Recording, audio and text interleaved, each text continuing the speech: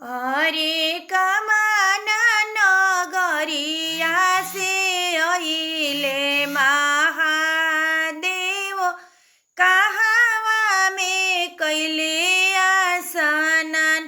अरे कमाना नगरिया से अहिले महादेव कहवा में कैले आसनन। अरे कहवा में डेरावा गिरवले महादेव कहवा में कइले बिया।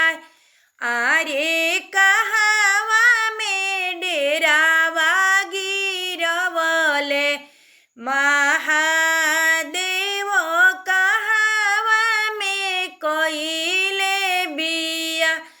अरे काशी नगरिया से अहिले महादेव गंगा जी में कैले आसनन।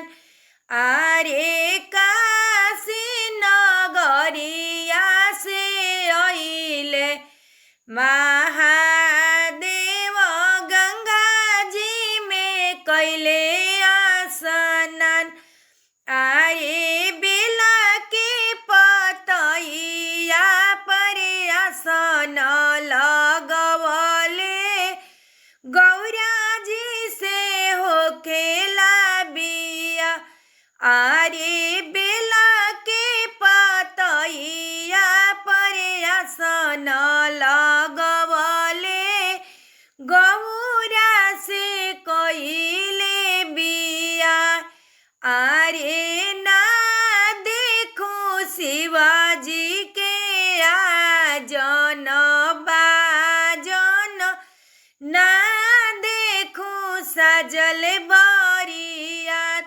अरे ना देखो शिवाजी के आजन बाजन, ना देखो सजल बरियात।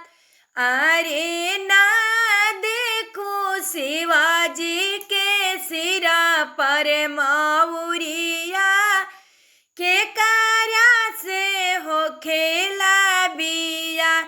अरे डमरू त हवे शिव के आजन बाजन, गौरा से होखेला बिया।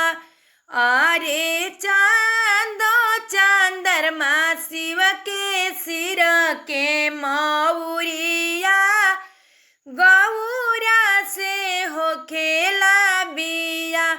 अरे चांद चंद्रमा शिव के सिर के